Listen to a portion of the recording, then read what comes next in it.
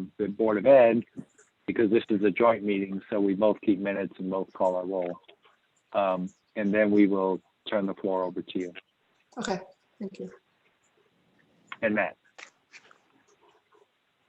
And Mike Washington.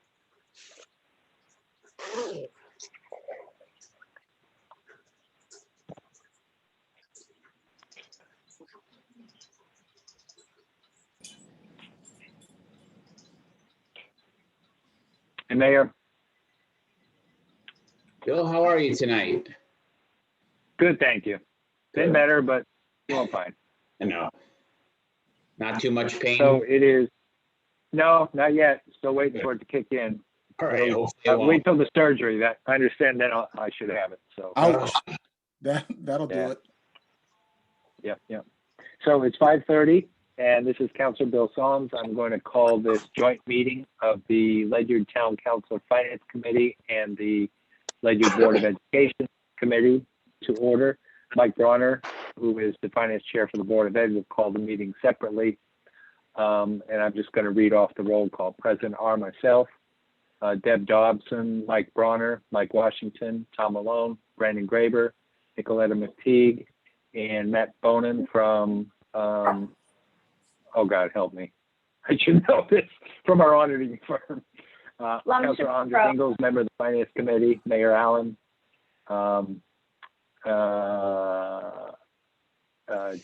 Superintendent Jay Hartling. You guys are all moving around on me.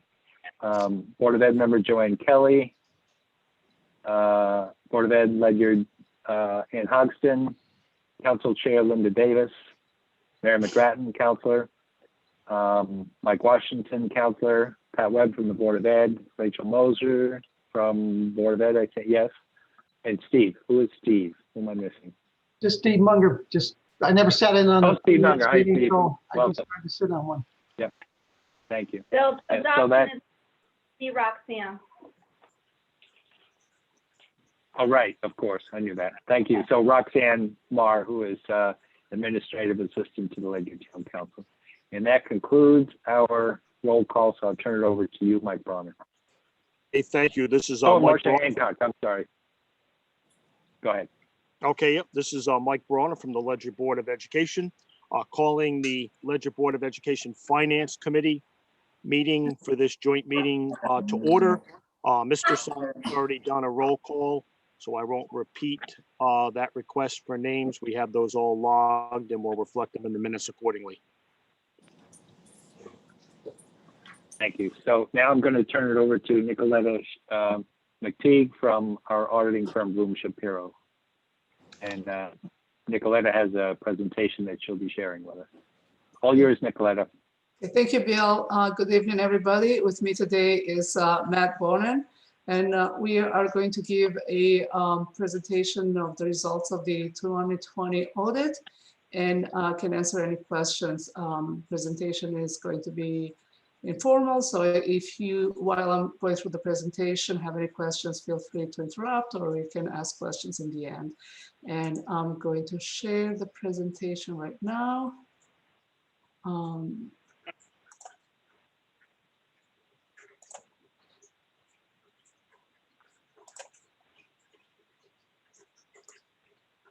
Second, so if someone could tell me if you can see my screen. Yep. Okay. So on this slide, I have the agenda. I'll go over the terms of engagement, an executive summary. I'll go through some financial highlights, federal and state single audit highlights, required governance communication, management advisory letter, upcoming GASB pronouncements, and the announcement about the merger of Bloom Shapiro with CLA. As far as terms of engagements go, we were engaged to express an opinion on whether the basic financial statements are presented in accordance with GAAP. In addition, to express an opinion in relation to related to the schedule of expenditures of federal awards and schedule of expenditures of state financial assistance. We were also engaged to express an opinion on compliance related to the state and federal programs. In addition to what I just listed here, we are required to provide a report on internal controls over financial reporting and compliance with laws and regulations in accordance with government auditing standards. That report is bound together with the state and federal single audit, so it's the same report reported on, bound together on both state and federal single audit reports. And only a reference is made to that report in the audited financial statements report. In addition to that, we were engaged to provide a report on internal controls over compliance related to major federal and state programs that we tested. As far as financial statements go, we issued an unmodified opinion on the basic financial statement, and that is the best opinion available. So that's good. Regarding the report, as I mentioned before, that we are required to issue a report on internal controls over financial reported. We repeated the significant deficiency that was there in the last year that's related to significant audit adjustments that were needed during the audit across multiple funds. So even though there were different journal entries this year and the management has done market improvements year over year, there are still several journal entries that are needed to complete the audit and to issue the financial statement audit. As far as federal single audit goes, that was a clean report. We expressed an unmodified opinion on major federal programs that we tested, which means that there were no compliance findings, and we did not have any findings related to internal control over compliance. Same thing with the state single audit. The report was clean. The opinion we expressed on the major state programs that we tested was unmodified, and we did not identify any significant deficiencies or material weaknesses in internal controls over compliance related to the state single audit programs that we tested. So all good news on this front. In the next 6 or 7 slides, I put together some financial highlights and information that I took them out of the audited financial statements just so we don't have to go and flip through pages of the report. In this slide, I have a summary, a comparative summary for both years for governmental activities and business type activities for the town, or otherwise we call them government-wide financial statements. Included in this slide are all the funds of the town with the exception of trust and agency funds such as pension plan or student activity funds. As you can see from this slide, the net position at year end was $84.9 million versus $84.5 million in prior year. So the increase, it was only about $300,000. Of the $84.8 million, almost $93 million is invested in capital assets. There's restricted $71,000, and the unrestricted net position is actually a deficit of $8.1 million. On the next slide, I put some of the items that change year over year that I presented on the prior slide. Capital assets increased by $1.7 million to end at $138.6 million. And the increase was mostly due to the Ledyard High School track and field project. Included in the liability in the first slide were net pension liabilities of about $5.1 million, and they remained virtually the same from prior year, was only a slight increase. Total other post-employment benefits, or as we refer OPEB liability, increased by $1.2 million to $12.8 million in the year. And that was mainly as a result of a discount rate, which decreased from 3.87% to 3.5% in the current year, which was a result of the change in the index rate for 20-year tax-exempt general obligation municipal bonds. And included in the liabilities on the government-wide financial statements are general obligation bonds and notes, which includes on premiums, and they decreased by about $2.9 million for the year, and there were no new bonds issued during the year, only notes. Moving on from the government-wide financial statements, in this slide, I included the fund balances for governmental funds. Each column here represents a major fund. So general fund, capital projects, and capital projects are major funds, and all other funds are included in the column non-major governmental funds. So governmental funds for fund balances at year end were a total deficit of $4.1 million. And included in that total is a general fund of $4.6 million, capital projects of $11 million deficit, and all other non-major governmental funds at $2.4 million. I included there the change year over year, so you can see how fund balances for the governmental funds changed. And as you can see, the net change in total was a decrease of $4.4 million. A majority of it came from the capital project fund.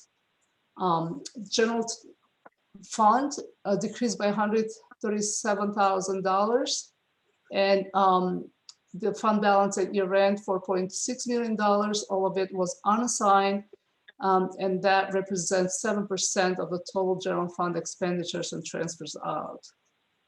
Capital project funds, as you can see there, decreased by $3.5 million, and that was mostly due to the school project expenditures that are being carried out by the fund in advance to permanent financing. And non-major governmental funds decreased by $883,000, and that was due primarily to transfer out of $966,000 from the Mill Rate Stabilization Fund. As you can see there, under non-major governmental funds, there is an unassigned negative amount of about $11,000, and that belongs to the School Readiness Fund, which reported a deficit fund balance of that amount. In the next slide, I put some historical information of the general fund percentage of unassigned fund balance to expenditures and transfers out. As you can see, even though it looks like it's a big difference year over year, they are all in the range between 7% to about 7.6%. So unassigned fund balance over the expenditures and transfers out. So as I mentioned prior, the general fund for fiscal year 2020, general fund balance, the unassigned fund balance is about 7% of the expenditures and transfers out. As far as the budget numbers go for the general fund, they are reported in the required supplementary information in the bond report. Property tax collections total about $39 million, and there were $195,000 lower than budget. Current year levy collections were $38.2 million, or 98.11%, compared to last year's collection rate of 98.66%. Total revenues and transfers were lower than budgetary estimates by $8,000. Expenditures were $1.9 million lower than budgeted appropriations, and this was generally due to budgetary compliance in every expenditure function. During the year, there were additional appropriations of about $2 million, which were funded by fund balance. Included in the financial statements, there is a section for business type activities and internal service fund. Business type activities are the two enterprise funds for the town, water and sewer fund. And in this slide, you can see the net position of these funds, which is a total of $22 million. And for year over year change, there was a decrease of about $254,000 over prior year. And an internal service fund ended up with net position of $478,000, which was a decrease of $254,000 from prior year. As far as fiduciary net position goes, pension trust funds reported a fund net position of $26 million, and that represents an increase of $899,000 from prior year. Included in the fiduciary and acquisition statements, you see that employer contributions to the fund were about $1.1 million, and they were in line with actuarially determined contribution. Net investments for the year were about $1.1 million, and benefit payments and administration expense were $1.5 million. So overall, the year ended with $899,000 increase. So these were the highlights I wanted to bring to you regarding the financial statements. From the next couple slides, I'll move into the state and federal single audit results. Total federal awards expended by the town were $2.8 million, and major program tested was impact aid of about $1.6 million. And as I mentioned initially, the federal single audit report was clean. We expressed an unmodified opinion on the compliance for the impact aid program, and we did not identify any issues with internal controls. For state single audit, the town expended $16.9 million in state awards assistance, and out of that $16.9 million, only $3.1 million were subject to audit. The rest are considered exempt. We tested 4 major programs, as I have listed on this slide: municipal granted aid, town aid, road, early care and education, and vocational agriculture. Again, as I mentioned initially, we issued an unmodified opinion on all these major programs, so there were no findings on compliance. Also, we did not identify any internal controls related to the compliance. Another report that we issued is the auditor's communication report. It's about 2 or 3 page report, and every year at the end of the audit, we are required to report to you to those charged with governance certain items. And in this slide and the next, I have listed all the items that we are required to report to you. There were no new standards adopted in the current year. Financial report includes several estimates as listed here: net pension liability, total OPEB liability, capital asset useful lives, and allowance for uncollectible receivables. So the reason for these estimates being listed here, and you being aware of this, is that if the estimates used by the management would have been different, some of the numbers in the report could have been significantly different than what they are. For example, net pension liability, which, as I mentioned, was $5 million. If you go 1% lower or higher on the discount rate, those liabilities could be plus or minus a couple $1 million.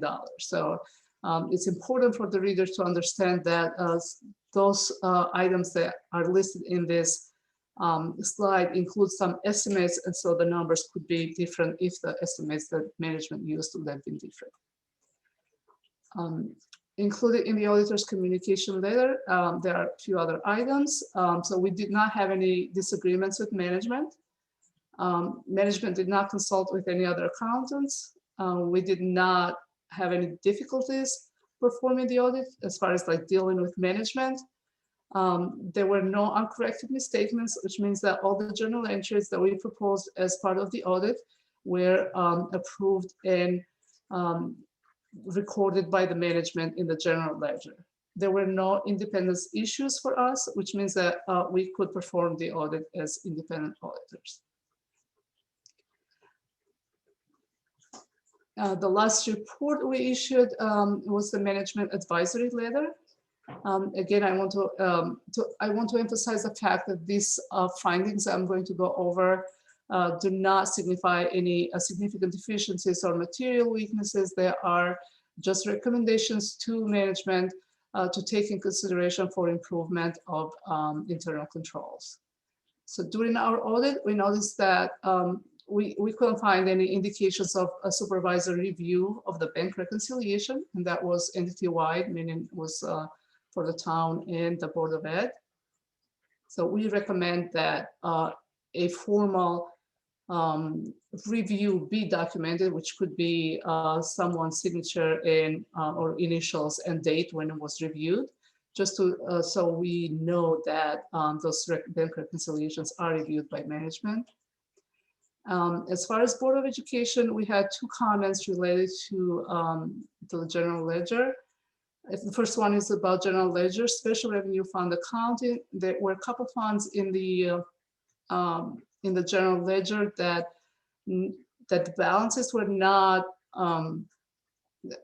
they were not reconciled when we did the audit, so several journal entries were needed, and they were for the school lunch fund and the grant fund.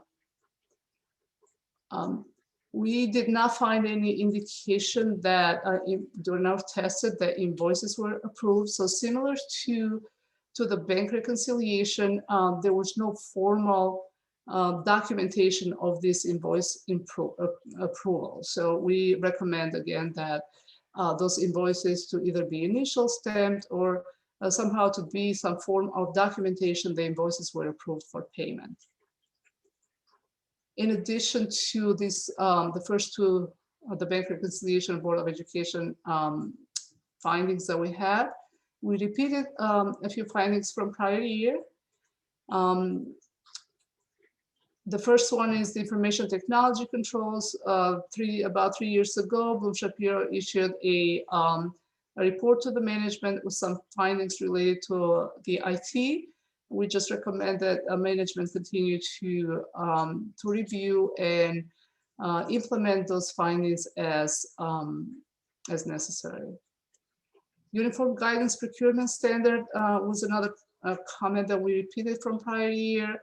So a couple of years ago, uniform guidance required that all entities that receive federal aid should be updating their procurement policies as it applies to purchases made with federal money in order to comply with requirements from the uniform guidance. There are several requirements included in the document that the town and the board should review carefully and make sure that all those elements are included in the town's written policy. Allowance for doubtful accounts. This again is a repeated comment that we recommend that the allowance be reviewed every year and adjusted as appropriate instead of carrying year over year the same amount in the general ledger.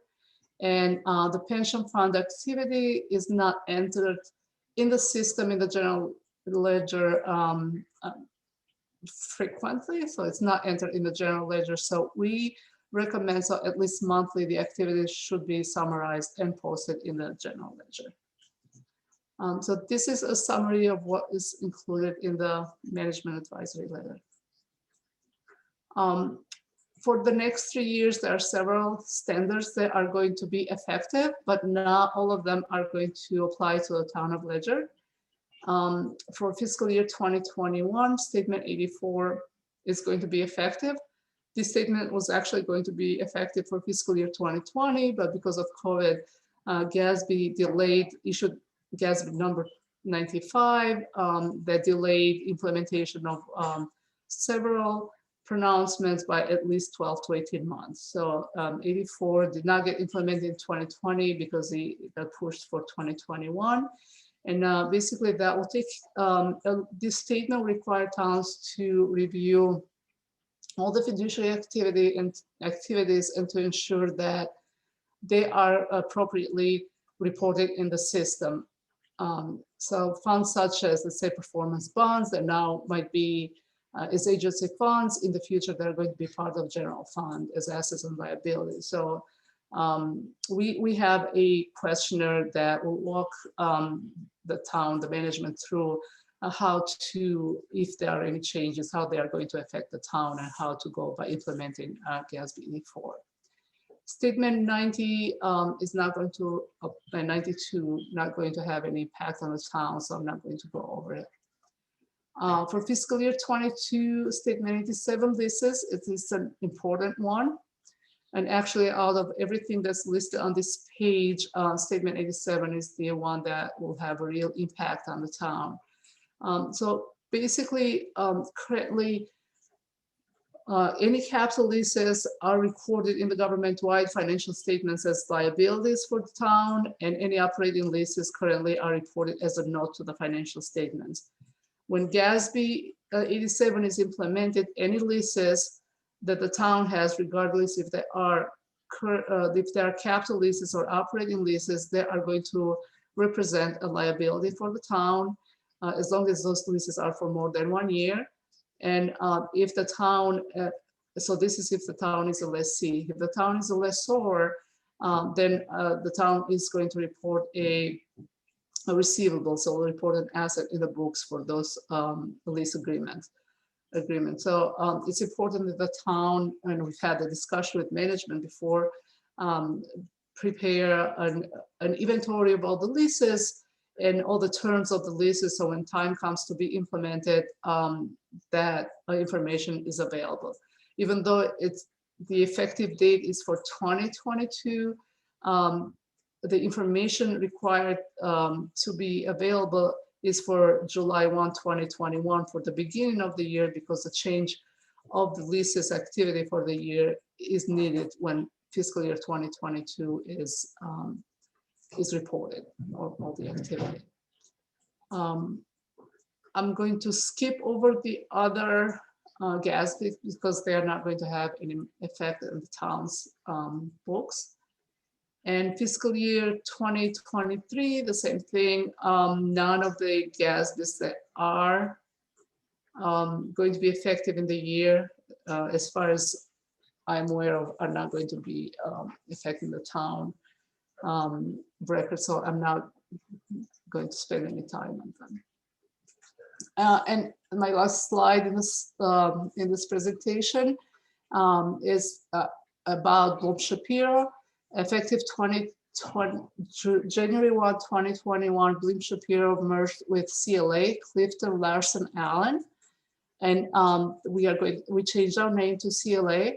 CLA is a national accounting firm, the 8th largest accounting firm in the country. We are excited about that merger. We share the same values and culture as CLA. Our client base, a type of clients that we serve, is pretty much the same as what CLA serves. Government practice is the third biggest industry that CLA serves, and throughout the country, CLA serves about 3,500 government clients. As far as us serving our clients, the teams are going to still be intact. You're going to be served by the same people. The fee is going to be the same, so you're not going to see any change. But what is going to be great is that now we are a lot bigger firm and have more resources for our clients and staff. So that's all I wanted to have for my presentation here. And the very last slide has my information and Matt information in case there are any additional questions after we are done with this meeting. Questions, everybody? Anyone? Comments? I have a question. Let me turn my camera back on. There we go. Thank you, Nicoletta. So I just had one question on the collections. The rate dropped from 98.66 to 98.11, which still seems excellent to me. But I guess I have really twofold question. One is, what is an excellent collection rate? And the second question is, did you, because of the year we've had, did you see a drop in collection rates, across all of your clients? And if so, what was that rate? So as far as what is an excellent rate, there can never be a perfect 100% rate, but you are almost there. And as far as comparison to other clients, what happened? Across the towns, we actually have seen only slight decrease in collections for June 30th, 2020. And that's probably because of the timing that most of the collections for the year were already done. The changes will probably be more pronounced maybe for fiscal year 2021, and maybe Marsha could give those numbers to where 2021 stands. But as far as what we saw across the state for the clients that we audited, was slight decrease on the collection, but nothing significant from what my experience has been so far for this year. And Marsha, I don't know if you want to add anything for. I would just say that with the delay in when taxes were due to October, and I understand this is true across the state, that most municipalities didn't see most of their taxpayers waiting until October to pay. So that's really amazing, I think. As for this year, we are well above, as of December, we were well above 50% in collections. So that also is amazing, since the second half payments weren't due until January. And most people, I would think, would pay towards the end of January and into the first day of February. That didn't seem to happen this year. Yeah, Thank we you. we were actually surprised to see kind of across the state that the rates stayed. They went down slightly, but not by much. Thank you. Other questions?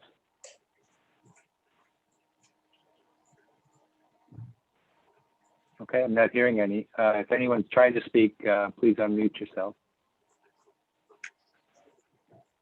Okay, so I had a couple of questions, maybe more than two. One related to the one that Councilor Ingalls asked. And I think what I heard all three of you say is that, yes, there was a slight decrease in collections, presumably due to the tax deferment program.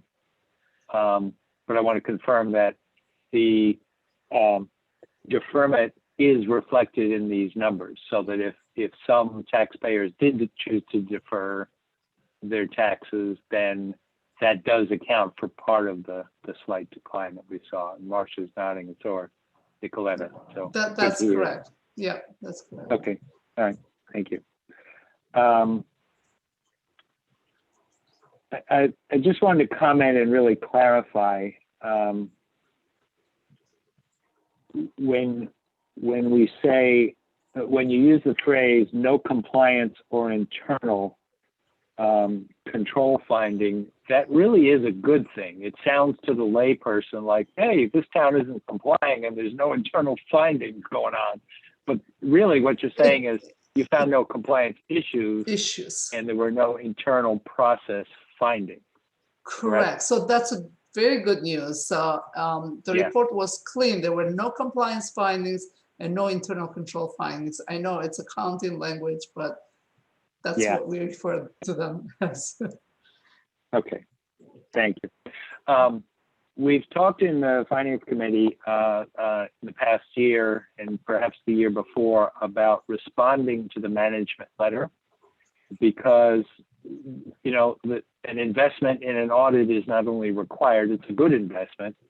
And for all of the work that you all do, the management letter for us as managers, or for the town employees and staff, is really where we need to do better. So the Finance Committee had talked about responding to the management letter and saying, so, you know, these were the recommendations and the findings from the auditing firm, and this is what we've done this year to implement or not implement those findings. So my question is, do you recall that we did do that? We did send a letter of response to the firm this past year. We've had discussions with management, no formal communications, but we did discuss during the audit with Marsha. We went over all the findings, where they stood, what they had done so far, and not all of them were remediated. And this was kind of tough year for everybody, trying to keep afloat with day-to-day activities. But we've seen improvements in the town and Board of Ed. but there are still items to be improved. That's why they are still staying in the management letter. Yep, good. Okay, thank you. And I did receive a letter from Marcia tonight. Go ahead, Marcia. Go ahead, that's what I was going to say. Yeah, so Marcia has sent us a letter tonight that I haven't fully read, but there were some comments, and yes, we agree, or no, we haven't done that yet, but we're working on it, things like that. So I'm happy to see that. I wrote a note about the allowance for doubtful accounts, but I honestly forget what that was. So I'll skip that question. That's all my questions. So I'll open it up to anyone else if you have comments or questions. Okay. Well, once again, we want to thank Bloom Shapiro, now CLA. We deeply appreciate the advice and the guidance that you provide. The process has gone so much more smoothly in the last few years with your firm. So we do appreciate that, and Director Hancock is very complimentary of the process. So thank you for everything that you do. Thank you. Thank you. Okay, so we're going to move on. I want to thank Bloom Shapiro, and our next agenda topic, and you do not have to stay. You're welcome to, but feel no commitment to stay on. We're going to talk about just general planning between the Board of Ed and the Town Council and the general government for the coming budget year. So, Thank you. Everybody have a good night. okay. Bye. Thank you. Thank you. Thank you. Thanks for coming. Thanks. Go. So I thought I would start with the budget letter that we sent out at the beginning of the year, and I asked Marcia, and thank you very much, Marcia, for responding so quickly. We had noted some things in our budget letter that are challenges for this year, and given the flux that everyone is in, I thought it would be helpful to update those bullet points. So if you all have no objections, I'm just going to read out the bullet point and then the comments that Marcia provided with me. And I'll go through it quickly. So the first bullet was that state revenue figures are unknown at this time, expected to remain flat. Marcia responded that we're still assuming flat revenues other than the Pequot Fund, which we expect will decrease back to $850,000 for the year because the $500,000 increase we saw was a 2-year bump. The mayor is working actively to see if we can extend that bump. Second thing, we said we would have to accommodate the mill increase for the new police headquarters. Debt payments are scheduled to be completed in 2036. There's no change to that. We said we expect we will see a continued mill rate increase in the coming fiscal year for the school addition and renovation. And based on the current mill rate, the debt payment for these projects is expected to increase the mill rate by an additional 1 mil. And Marcia updated that, saying we should clarify that the value of the increase in debt payments is approximately equal to 1 mil, but we may not actually need to increase the mill rate to accommodate this increase. And I'm not completely understanding that, Marcia. Does that have something to do with the reval? Yes. Yeah. Marcia's nodding. So because we just come through a revaluation, we may not actually see a 1 mil increase just because the mill rate will change due to the reval. And the net grand list went up, as I recall. So if nothing else changed 1 year to the next, we would see a decrease in the mill rate, correct? Correct. Because of the increase in the grand list. Yep, okay. Valuation for the required pension contribution is up 3%, resulting in an increase of $32,000, almost 33. No change in that. Healthcare costs are expected to increase as they do every year. This year's increase is forecast to be approximately $320,000 or 5.5%. And this is a big one. We're now looking at a potential 9% increase based on newer guesses from the healthcare consultants. But Marcia believes it won't be a full 9%, but this is one of our larger budget items, so that is significant. almost doubling our healthcare costs. No change in contractual increases, no change in recycling revenue, which is no longer a thing. And maintenance and transportation costs increased last year due to the new school buildings. I didn't see a comment on that, but I assume there's no change. And those are all the points. Last thing was I had asked about the state budget gap. I've been reading some things that it may not be as bad as was originally predicted. And Marcia confirmed that the state is now projecting a surplus for the current fiscal year, lower than the previously projected deficit. So that is good news. And that is our update for the coming year. No huge changes, increase in the healthcare costs and a potentially better outlook for the state finances.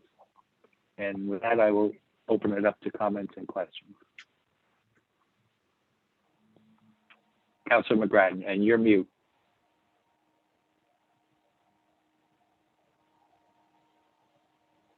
Still mute.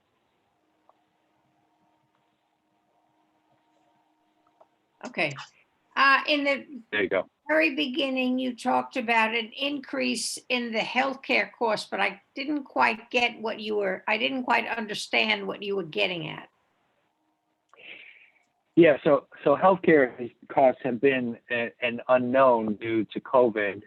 We were originally expecting an increase of 5% or so, or $32,000, and the most recent estimates have doubled that to about 60,000. And Marcia thinks it won't be quite that bad, but still that is significant. Is that due to COVID, that people are contracting COVID? I don't know for sure. Do you know, Marcia? I don't know. Okay. Personally, every year we deal with this. We don't get any kind of real numbers until late February, early March, and no final numbers until April. And the state partnership just holds all their numbers tight. And they don't, even our healthcare consultant can't really shake any kind of information out of them. We do have a 1.5% that we are, I think it's a payback for previous year that was especially bad, and they amortized it over a couple of years. Is that right, Mayor? I think that's. Well, you're talking about like the experience number that we get regionally? Yes. Yeah. So what they do is they break it up based on, I think, 6 or 8 sections of the state, and depending on the claims level of that area, they adjust the following year's premium based on that. So our specific area, New London County, had a higher than usual claims rate last year. So they added a 1.5% increase to try to equalize the state pool. Okay, thank you. So I recall at one point during the past year when COVID first hit, in the first few months, there was thinking that actual healthcare could go down because people were postponing surgery and a lot of other elective items.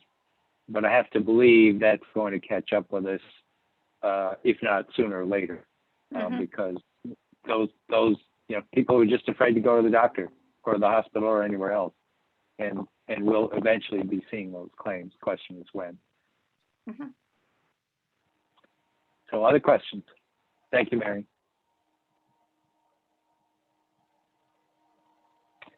If anyone is talking, I think everyone's mute, so we're not hearing anything yet. I'll give it another couple of seconds.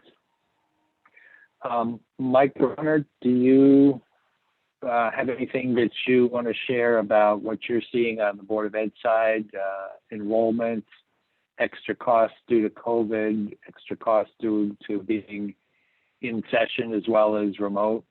What are you guys saying? Yes, Bill. So generic. Yep. I'll let the superintendent talk to some of the specifics that are in our current budget, proposed budget that has been delivered to the Board of Ed and we're currently reviewing. And of course, the board members are generating questions for us to provide to the superintendent. Budget timeline from us, and then I'll have the superintendent provide some of that information. Again, we currently have the proposed budget from the superintendent and the staff. That proposed $33,671,969, which is a $482,549 increase, roughly 1.45%. It does reflect 5 teacher retirements, but we will be retaining those FTEs. And it has, of course, our agreed to contractual increases.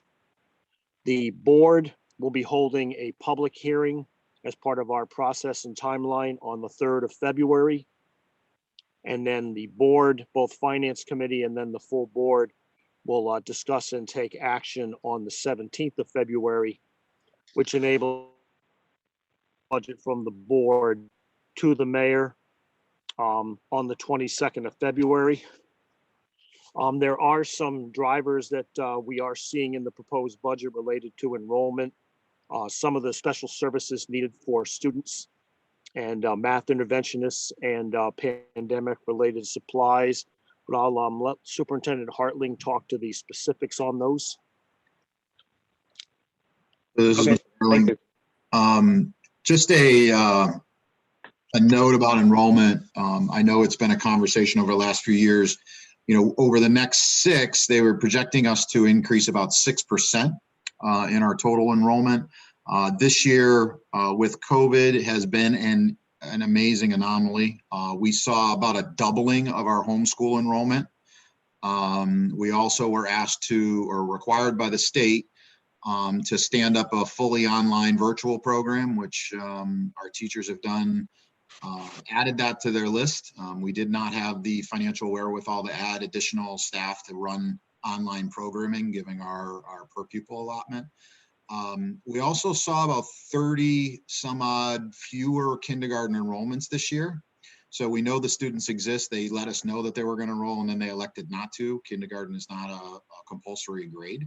So next year we're walking into a situation where we expect a significant portion of the increased homeschoolers to return, assuming things are coming back to a little bit more to normal, as well as this uncertainty about what happens with those 35 kindergarten students, which would now either revert to kindergarten or first. So elementary enrollment projections, Ms. Hogston did a great job looking through that and running scenarios.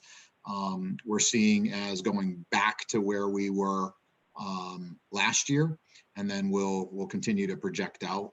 We'll be doing another look at enrollment in the next 2 months, but there's just a ton of uncertainty with that, given the moves in K and with homeschoolers in the district. We also had an impact on high school enrollment, and the number of students that are opting out of instruction is pretty dramatic in all levels. So it's been a very uncertain time, and we'll continue to try to plug that in, all recognizing that there is a finite resource right now, and our per pupil funding does not give us much wiggle room, if you will. Jay, what does it mean when students opt out of instruction? Does that mean high school students are not continuing their education, or they're not? No, they're not present during the day, so they're not coming into school. They're fully virtual, which again, the teachers have to provide that learning experience for those students, and the state was mandated how we would, or what we would provide. And again, other districts were able to fund additional teaching positions to support that, and that's just not in our cards here in Ledyard. So we worked with the teachers union on adapting Wednesdays a little differently to try to give them some time to service those students as well. So as we always do, we're making do with the resources that we have available to us. Well, we thank our unions for that. Certainly a challenge trying to manage two different environments and then a third environment where students aren't participating in person. And I understand why a parent would want to do that, but it's a huge challenge. So thank you for all that you're doing. Anything else to add? Just real quick, Mr. Sons, before we move. Yeah. I just wanted to add in, Mr. Favory, the board chair, is online as well. We missed him during the initial roll call. He's on, I believe he's just dialed in by phone. Yeah, he texted me via chat, and I've got him on the roll call. So Anthony, if you have anything to. No, hi, Council Soms. The only thing just to add on to what Mr. Bronner mentioned and the superintendent, I think, outside of the increased numbers that Mr. Bronner shared, the 482K, I think, and we'll share this. I know we typically coordinate a presentation before town council once the board has adopted the budget and it's been passed through finance. But of that 482, 470 is tied to pure contractual increases. I think that's important because that's the biggest aspect, as always, from a budgetary standpoint. And then, Mr. Harling, I know we've talked about the per pupil expenditure, and for Ledyard, we'll share numbers, Council Somm, with you and the entire town council. But for Ledyard, it's still around 15,000. So we went up just slightly from last year, which the funding that was allocated to the track and field helped contribute to that. But the Superintendent Harling, for where Ledyard resides in a per pupil from a ranking standpoint, I'm trying to look at my notes. What is the updated number that you just had recently shared? I think it's 155 in the state in per pupil funding. And we have that broken down in our budget book pretty clearly. And I know we bristle against comparisons, but I think it is really important for the taxpayers in town to understand how hard we're working to provide an educational program in the town, and it often causes us to make choices that, when you look at other school districts, that they may choose to operate differently. And one of the glaring right now during COVID is the ability to hire additional educators to support online learners separately. As we look at different pieces, everything we're adding are essential elements related to our program, and quite frankly required. And we're trying to get things shored up that all of our students are getting the education they deserve.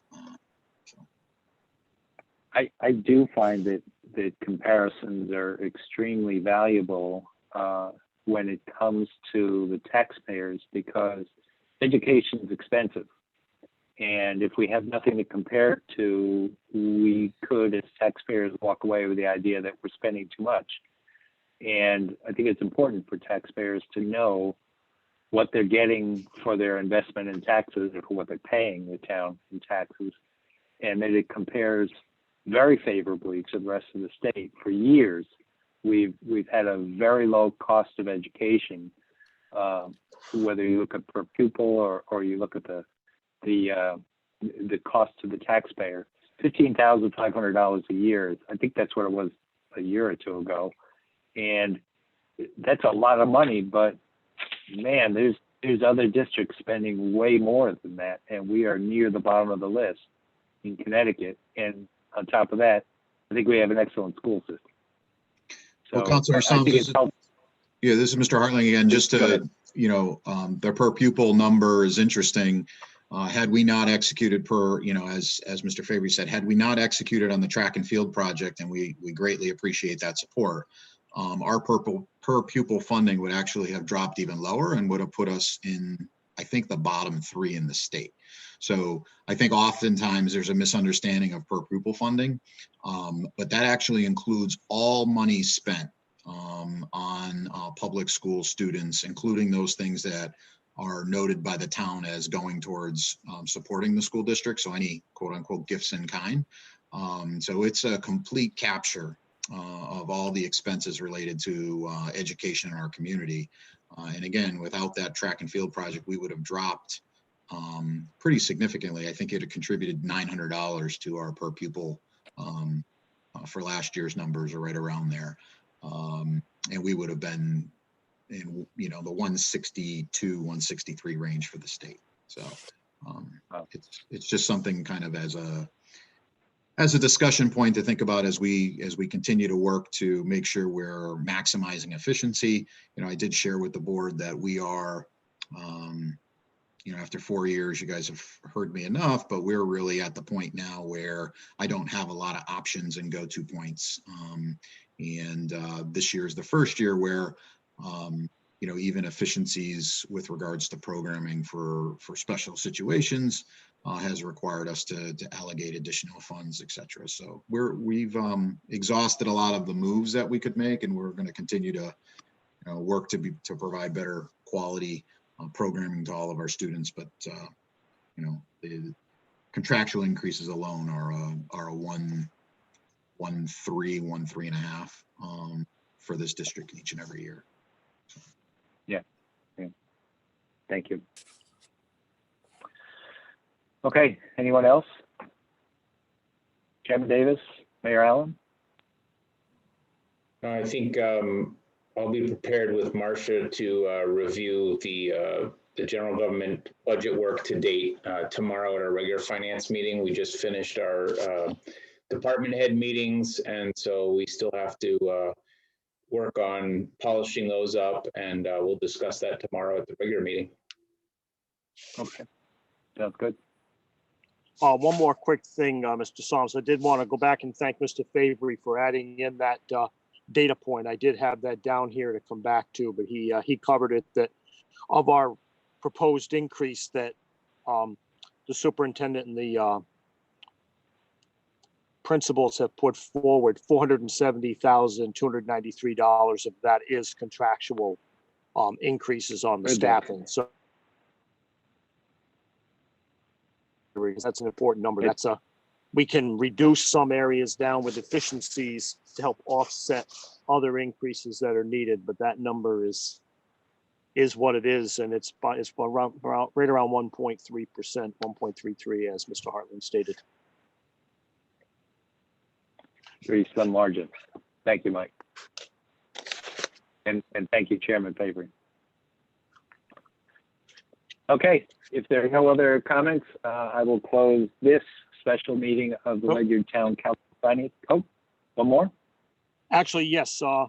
Wanted to also mention as a information item for town council, the letter will be forthcoming from the Board of Education from Mr. Favory. I know has a letter in progress to sign out related to an ASTE request to town council. We had 2 items that the Board of Education has approved to send to town for funding.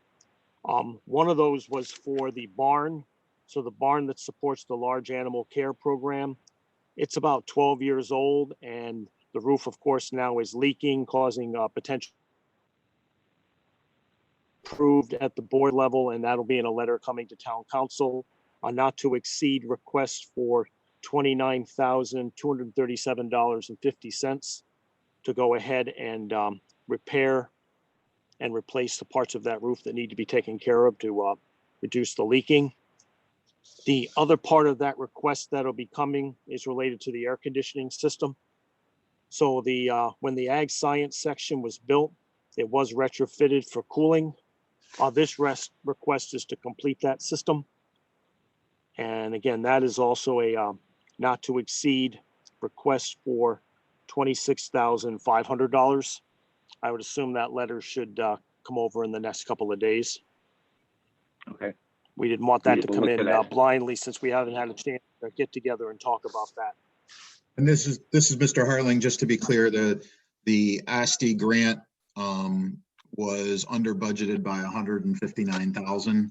And so as we have done the last 2 years, I think, or maybe even 3, we worked to put together a capital needs project package that will utilize those ASTE funds in a responsible manner. So that's where that's coming from, just to contextualize it a little bit for everyone. Got it. We'll look for that. Thank you. Okay. Hey, Bill, I'm ready to, yeah, go ahead. Oh, this is Tom Malone. Hey, Tom. So for the barn project, I would recommend, and it just may be a shot in the dark, is get with some of the ag parents and see if you can start a GoFundMe and make some of that gap up that way, and just see what you get. Can't hurt for trying.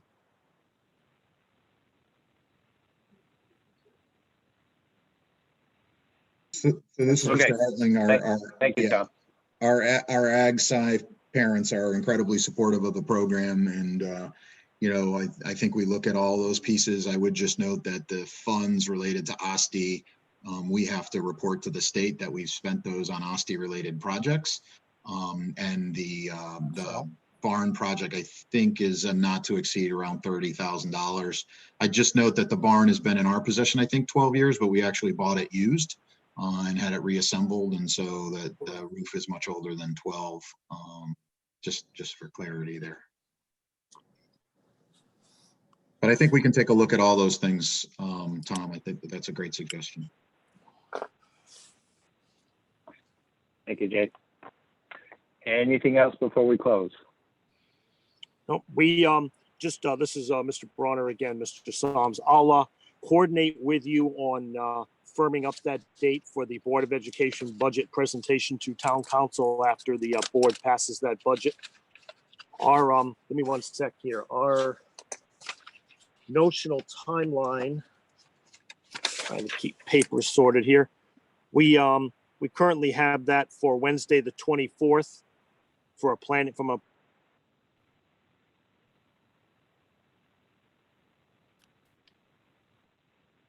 Lost you, Mike.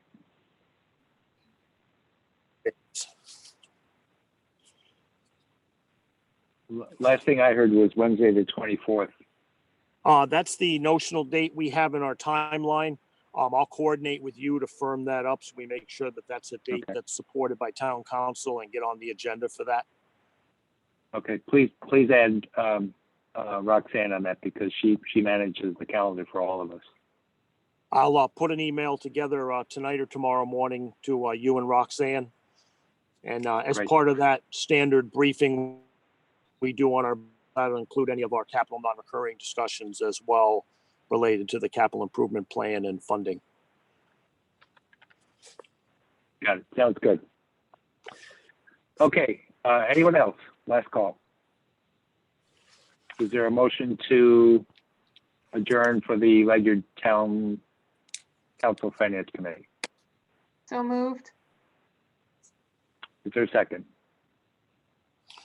Okay, this, Second, Ron. Councilman Malone. Thank you, John. Yep. Go ahead, Mike. And for the Board of Ed Finance Committee, I move that we adjourn the meeting. Do I have a second? Second. Second, Thank Mike. you. Okay, we are Thank you, Ms. Kelly. adjourned without exception. Thank you, everyone. Have a good night. Thanks, everybody. And see some of you tomorrow night. Sure Okay. will. Good night. Bye.